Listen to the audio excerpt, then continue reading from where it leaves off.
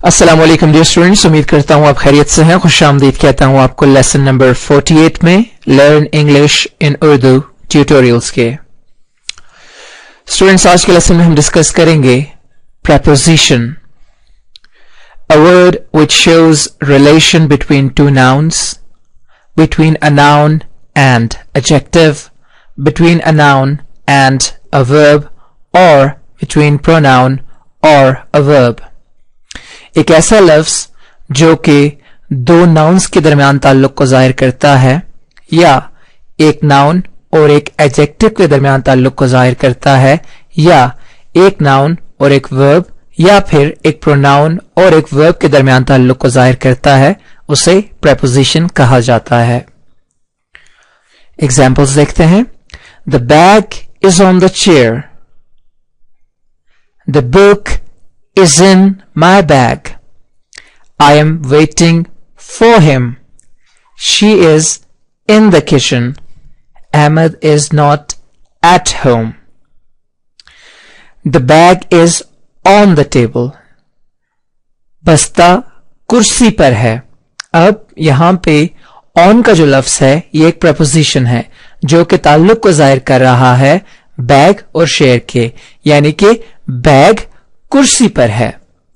The book is in my bag, किताब मेरे बस्ते में है।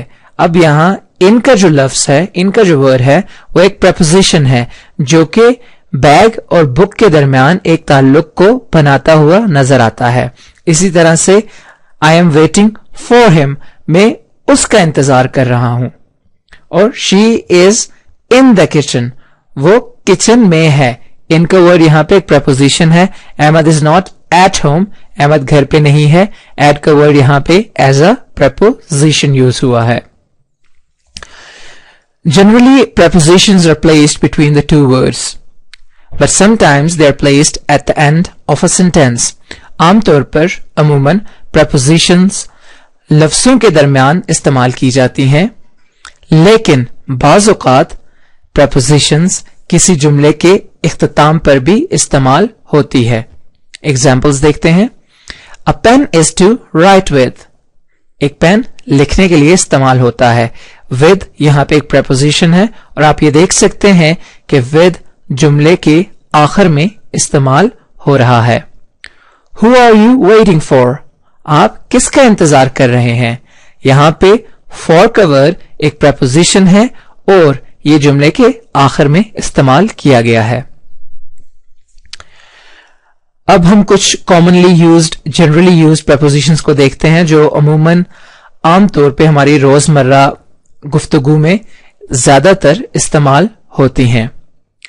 With, from, under, on, in, of, to, through, for, by, at, up, over, among, into, between, about, above, across, against, along, around, before, behind, below, beside, beyond।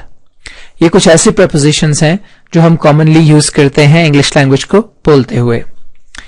अब हमारे पास कुछ phrase prepositions आ जाती हैं। जैसा कि हमने पहले देखा, हमारे पास विद, फ्रॉम, अंडर, ये एक सिंगल वर्ड है और ये prepositions का काम करती हैं। लेकिन यहां पे हम देखते हैं कि हमारे पास दो या तीन वर्ड्स मिलके एक preposition बना रहे हैं। ऐसी prepositions को फ्रेज prepositions कहते हैं, जैसे according to, apart from, because of, by means of, in front of, in place of, instead of, in spite of, on account of, etc। ये था स्टूडेंट्स आज का लेसन जिसमें हमने prepositions के बारे में डिस्कस किया और उसकी डिफरेंट फॉर्म्स को देखा। अपना बहुत सारा ख्याल रखिएगा, लेसन्स की ज्यादा से ज्यादा प्रैक्टिस करते रहें। मुझे इजाजत दीजिए। गॉड ब्लेस, टेक केयर, अल्लाह हाफिज।